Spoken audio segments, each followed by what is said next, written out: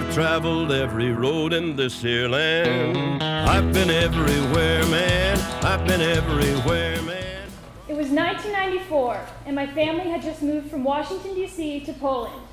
My father was a lieutenant colonel in the United States Marine Corps and had accepted a prestigious military attaché position at the American Embassy in Warsaw.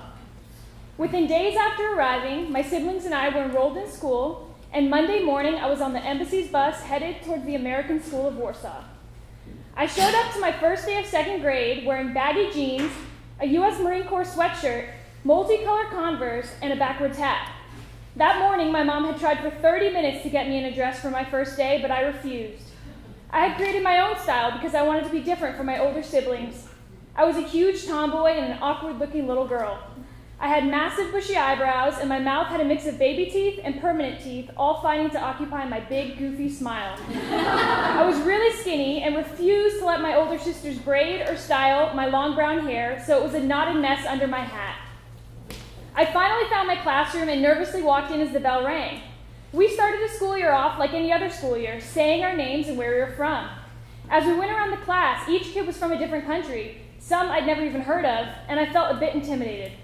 Out of the 20 children, 5 of us were from the United States, so as if a patriotic force was pulling us together, we instantly became friends. We sat together in class, ate together, and played together at recess. During PE, we played kickball, and I nominated myself team captain. As usual, a blonde-haired, blue-eyed kid from Norway asked if he could be on our team. When I said no, no one objected. I was definitely the leader of the pack at school, which was odd, since in my house I had no authority whatsoever. Being the youngest made me tough. After all, I was manipulated on a daily basis at home. Like one time, my brother James decided we should play hide-and-go-seek in the basement. I was terrified of the basement because it was dark and it smelled really weird. I reluctantly obeyed and hid in the bathroom at the end of a long, creepy hallway. He saw me go in there to hide, pulled the door shut, and put a chair under the handle so I couldn't get out. I screamed and cried in that dark basement bathroom for 3 hours until my cousin let me out. I was traumatized and I ran to my mom crying and I told her everything.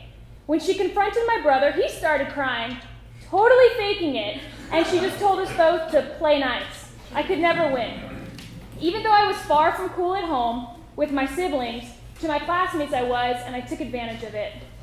A few months later, back at school, the 5 of us were asked to step out of the classroom, and the class oohed. I immediately had a bone-chilling thought of the spanking I would get if I was sent home with a letter from my parents saying I'd done something wrong. I quickly ran through all the reasons why I could be in trouble. I ran through all the reasons in my head why I could be in trouble. The list was pretty long. Just the week before, I was reprimanded for manipulating the Finnish girl who sat next to me into doing my homework for a cherry fruit roll-up. The teacher asked if we knew what a clique was. She explained that the other kids were feeling left out because we didn't include them in games at recess. She said we were being bullies. I didn't think we were bullies. I really thought being American made us better than the other kids. Because, come on, like everyone wanted to hang out with us. So what, there are kids from more than 48 other countries attending that school. They ate weird food, spoke with funny accents, and wore different looking clothes. We were the cool kids, so tough luck for them. The lecture went in one ear and out the other, and the superior way of thinking went on the whole school year, and the next, and the next. When my father received his new orders, we packed up and moved to the island of Oahu in Hawaii. I was devastated to leave, so I spent the whole plane ride writing letters to my friends, asking them to tell me every single detail of what happened that summer. I felt so left out, worried they would forget about me. Before I knew it, I was starting at a new school, again. As my mom dropped me off in front of Kapolei Elementary School, I found my 5th grade classroom and experienced an immediate culture shock. I was wearing jeans, a flannel shirt, and tennis shoes, and everyone else was wearing shorts and flip-flops. I was white, and everyone else was not. Regardless of the unfamiliar fashion, I strutted into class feeling confident with the mentality that I, once again, was the coolest kid in school. But this was not the case. I was immediately teased and caused haole.